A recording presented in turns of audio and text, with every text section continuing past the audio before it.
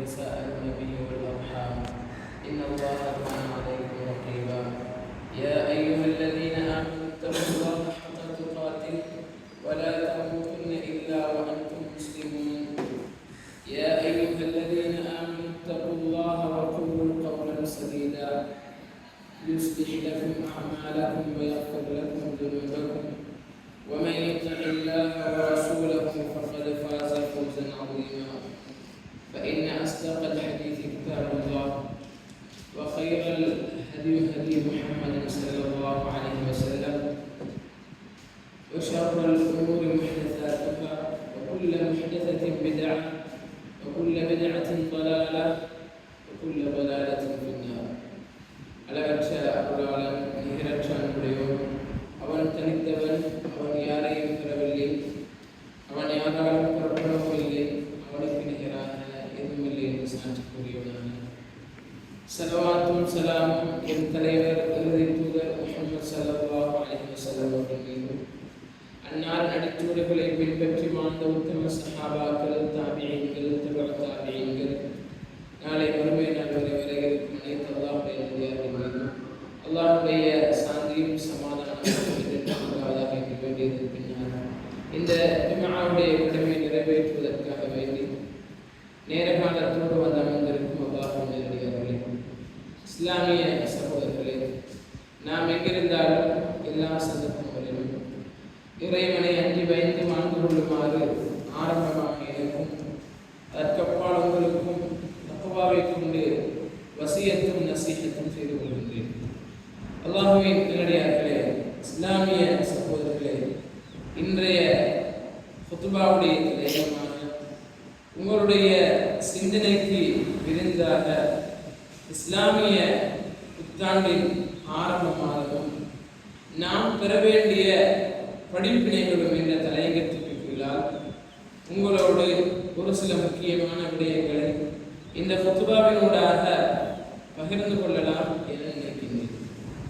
அல்லாஹ்வின் நல்லடியார்களே, இஸ்லாமிய சகோதரர்களே, அல்லாஹ் மனிதனுக்கு வழங்கிய மிகப்பெரிய அருட்கொடைகளிலே ஒன்றுதான் காலமாக இருந்து கொண்டிருக்கிறது. அல்லாஹ்வின் நல்லடியார்களே, இந்த உலகத்திலே நாம் பணத்தை இழந்தால் மீண்டும் சம்பாதிக்கலாம், உடல் நலம் குன்றினால் மீண்டும் பெறலாம். ஆனால் நம்முடைய வாழ்க்கையிலே கடந்து போன ஒரு நிமிடத்தை கூட நாங்கள் திரும்ப பெற முடியாது. அந்த அளவுக்கு மனிதனுடைய காலங்கள் நேரங்கள் மிக பெருமதியானவையாக இருந்து கொண்டிருக்கிறது. அல்லாஹ் தஆலா இதனால் தான் காலம் சம்பந்தமாக தனியான ஒரு அத்தியாயத்தை இறக்கி அல்லாஹ் அந்த காலத்தின் மீது சத்தியம் செய்கின்றான். அல்லாஹ் தஆலா ஒரு பொருளின் மீது அல்லது ஒரு விஷயத்தின் மீது அல்லாஹ் சாதாரணமாக வீணாக சத்தியம் செய்ய மாட்டான். இறைவன் சத்தியம் செய்கின்றான் என்றால் அதிலே ஆழமான அர்த்தங்களும் நிறைய விடயங்களும் உள்ளடக்கப்பட்டிருக்கின்றன என்பதை நாம் புரிந்து கொள்ள வேண்டும். வல் அஸ்ர், காலத்தின் மீது சத்தியமாக, இன்னல் இன்சான லஃபீ குஸ்ர், நிச்சயமாக மனிதன் நஷ்டத்திலே வாழ்ந்து கொண்டிருக்கின்றான் என்பதாக அல்லாஹ் தஆலா காலத்தை பற்றி எங்களுக்கு சொல்லுகின்றான். அல்லாஹ்வின் நல்லடியார்களே, புதிய ஹிஜ்ரி ஆண்டை நாம் அடைந்திருக்கின்றோம். முஹர்ரம் மாதம் வருவது ஒரு புதிய ஹிஜ்ரி ஆண்டின் ஆரம்பத்தை எங்களுக்கு அறிவிக்கின்றது. இது வெறும் ஒரு கலண்டர் மாற்றம் அல்ல, இது எங்களுக்கு சொல்லுகின்ற மிகப்பெரிய ஒரு எச்சரிக்கையாக இருந்து கொண்டிருக்கின்றது.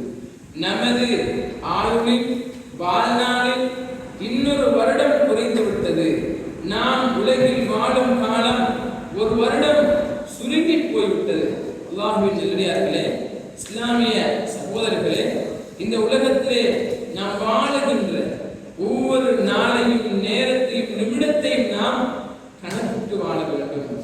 நான் வாழுகின்ற இந்த கால நேரங்கள் இறைவனுக்கு பொருத்தமாக இருக்கின்றதா அல்லது என்னை படைத்த ரப்புக்கு மாற்றமாக இருக்கிறதா? அல்லாஹ்வின் நல்லடியார்களே, கடந்த ஆண்டு முஹர்ரம் மாதத்தை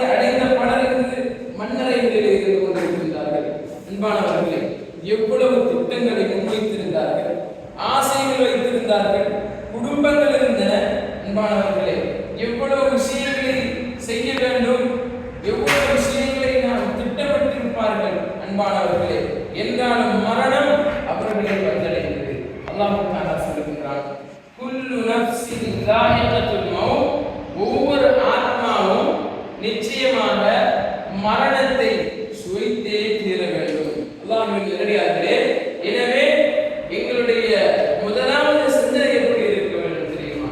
நம்முடைய படிப்பினை எப்படி இருக்க வேண்டும் தெரியுமா? நாம் எங்களை நாங்களே சுய பரிசோதனை செய்து கொள்ள வேண்டும். உமர் ரலியல்லாஹு தஆலா அன்ஹு அவர்கள் சொல்லுவார்கள், ஹாசிபு அன்ஃபுஸக்கும் கப்ல அன் துஹாசபு. நீங்கள் விசாரிக்கப்படுவதற்கு முன்னால் உங்களை நீங்கள் விசாரித்துக் கொள்ளுங்கள். அல்லாஹ்வின் நல்லடியார்களே, என்னுடைய வாழ்க்கை எதனை நோக்கி செல்கிறது? என்னுடைய வாழ்க்கை எதனை நோக்கி சென்று கொண்டிருக்கிறது? நான் அல்லாஹ் எனக்கு தந்த இந்த கால நேரங்களை இறைவனுக்கு பொருத்தமாக கழித்துக் கொண்டிருக்கின்றேனா, அல்லது அல்லாஹ் விரும்பாத செயற்பாடுகளிலே என்னுடைய கால நேரங்கள் கழிந்து கொண்டிருக்கின்றதா? அல்லாஹ்வின் நல்லடியார்களே, இன்று ஒவ்வொருவரும் நம்மை நாமே கேள்வி கேட்க வேண்டும். கடந்த வருடத்தில் நான் என்ன நற்செயல்கள் செய்தேன்? என்னுடைய தொழுகை எப்படி இருந்தது? நான் என்னுடைய தொடர்பு அல்குர்ஆனோடு எப்படி இருந்தது? என்னுடைய அண்டை வீட்டாரோடு நான் நல்ல முறையில் நடந்து கொண்டேனா? நான் செய்கின்ற வியாபாரம் அது ஹலாலாக இருந்ததா அல்லது ஹராமாக இருந்ததா? அல்லாஹ்வின் நல்லடியார்களே, எனவே சுய பரிசோதனை என்பது சாதாரண விடயம் அல்ல. நம்முடைய வாழ்க்கையை திருத்திக் கொள்வதற்கு, நம்முடைய பயணத்தை இறைவனை நோக்கிய, இஸ்லாத்தை நோக்கிய புதிய பயணத்தை எங்களுக்கு சரியாக ஆரம்பிக்க உதவுகின்றது. அல்லாஹ்வின் நல்லடியார்களே, புதிய ஆண்டு என்பது புதிய கணக்கு புத்தகத்தை திறப்பது போன்று. அல்லாஹ்வின் நல்லடியார்களே, இரண்டாவது படிப்பினை என்ன தெரியுமா? நாம் செய்த பாவங்களுக்காக வேண்டி அல்லாஹ்விடத்திலே அடிக்கடி தௌபா செய்து கொள்ள வேண்டும். மனிதர்கள் மறதிக்கும் தவறுக்கும் மத்தியிலே படைக்கப்பட்டவர்கள். நாம் அனைவரும் தவறு செய்கின்றோம். அல்லாஹ்வுடைய தூதர் ஸல்லல்லாஹு அலைஹி வஸல்லம் அவர்கள் சொல்லி காட்டிய செய்தியை பாருங்கள். குல்லு பனி ஆதம ஸத்தாஉன் வ கைரு ஸத்தாஈன தவ்வாபுன். நபி அவர்கள் சொன்னார்கள், ஆதமுடைய பிள்ளைகள் அனைவரும் தவறு செய்யக்கூடியவர்கள். அவ்வாறு தவறு செய்யக்கூடியவர்களில் மிக சிறந்தவர்கள், நல்லவர்கள் யார் தெரியுமா?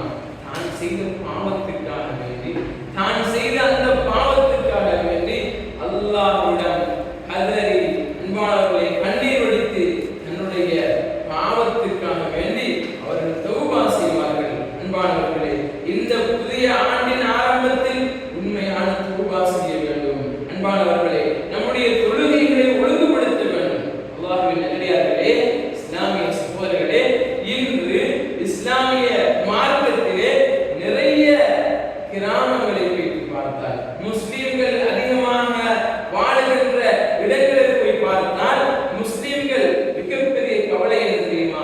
தொழுகையிலே பொழுதுபோக்கு காட்டக்கூடியவர்களாக இருக்கிறார்கள். அல்லாஹ்வின் நல்லடியார்களே, ஒரு மனிதன் கலிமா சொல்லிவிட்டால் அடுத்த கட்டம் தொழுகை என்பது அவனுக்கு கடமையாக இருக்கின்றது.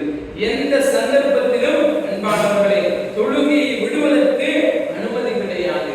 மார்க்கத்திலே ரெண்டே காரணி, ஒன்று தூக்கம் அல்லது மறதி. அதுவும் அவனுக்கு ஞாபகம் வந்து விட்டதா, அல்லாஹ்வின் நல்லடியார்களே, தொழுகையை அவன் நிறைவேற்றி ஆக வேண்டும். இன்று நாம் ஒவ்வொரு பள்ளிவாசல்களாக சென்று பார்த்தால், அல்லாஹ்வின் நல்லடியார்களே, அந்த 5 நேர தொழுகையிலே கலந்து கொள்ளக்கூடிய முஸ்லிம்களுடைய எண்ணிக்கை மிக குறைவாக இருக்கிறது. அதிலும் சுபஹ் இஷாவுடைய நேரத்திலே சென்று பார்த்தால் அன்பானவர்களே, மிக இமாமும் முஅத்தினும் தொழக்கூடிய காட்சியை பார்க்கிறோம். அல்லாஹ்வின் நல்லடியார்களே, குர்ஆனிலே ஓர் 2 இடங்கள் அல்ல, பல இடங்களிலே ஒரு மனிதன் கலிமா சொல்லிவிட்டால், ஈமான் கொண்டு விட்டால், அவனுக்கு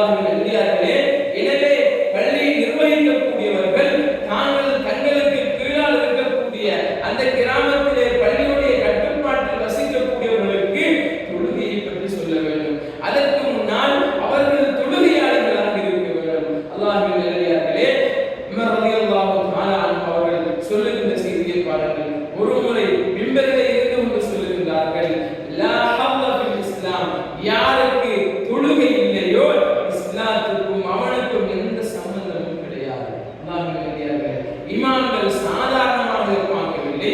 ஒரு மனிதன் அவன் கலிமா சொல்லிவிட்டால் அடுத்த அர்த்தம் சொல்ல வேண்டும். தொழாமல் முஸ்லிம் சமுதாயத்திலே மனிதர்கள் இருப்பார்களானால் அல்லாஹ்வின் நல்லடியார்களே, மரணித்தால் அவர்களை குளிப்பாட்ட முடியாது, அவர்களை தொழுவிக்க முடியாது, முஸ்லிம் மையவாடிகளிலே அவர்களை அடக்கம் செய்ய முடியாது. காரணம் என்ன?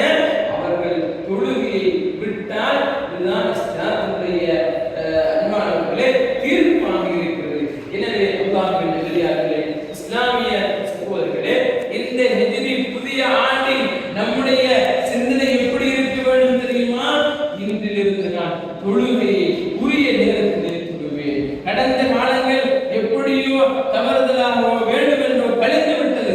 அல்லாஹ்வின் நல்லடியார்களே, அதற்காக வேண்டி நம்மை படைத்த ரப்பிடத்திலே அந்த அல்லாஹ்விடத்திலே நாங்கள் விட்ட அந்த தொழுகைகளுக்காக வேண்டி நாம் தௌபா செய்து கொள்ள வேண்டும், பாவ மன்னிப்பு பெற்றுக் கொள்ள வேண்டும். அல்லாஹ்வின் நல்லடியார்களே, இஸ்லாமிய சகோதரர்களே, மூன்றாவது படிப்பினை என்ன தெரியுமா? காலத்தினுடைய மதிப்பை நாங்கள் அறிந்து கொள்ள தெரிய வேண்டும். இமாம் அல் ஹஸன் அல் பஸ்ரி ரஹிமஹுல்லாஹு தஆலா அவர்கள் சொல்கிறார்கள், மனிதனே, நீ நாட்களின் தொகுப்பாக இருக்கின்றாய். ஒரு நாள் சென்று விட்டால் உன்னில் ஒரு பகுதி சென்று விட்டது. எப்படி?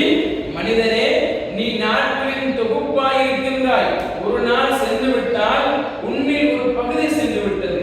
அல்லாஹ்வின் நல்லடியார்களே, இங்கு மனிதன் நேர காலங்களை வீணாக அரட்டையிலே, அடுத்தவர்களை கிண்டல் செய்வதிலே, அடுத்தவர்களை கேலி செய்வதிலே, புறம் போல் கதைப்பதிலே மாணவர்களே தங்களுடைய வாழ்நாள்கள் சென்று கொண்டிருப்பதை கணக்கெடுக்காமல் இருக்கின்றார்கள். அல்லாஹ்வின் நல்லடியார்களே, மறுமை நாளையிலே நாம் கழித்த ஒவ்வொரு நிமிடத்திற்காக வேண்டியும் கணக்கு கேட்கப்படும். அந்த விசாரணையுடைய நாளையிலே எல்லாருக்கும் முன்னால், கோடான கோடி மக்களுக்கு முன்னால் அல்லாஹ்வின் நல்லடியார்களே, அல்லாஹ்வுடைய தூதர் ஸல்லல்லாஹு அலைஹி வஸல்லம் அவர்கள் சொல்லுகின்ற சிறப்பை பாருங்கள், அவர்கள் சொல்லுகின்ற அந்த ஹதீஸை பாருங்கள். அன்பானவர்களை, சிந்திக்க வேண்டும்.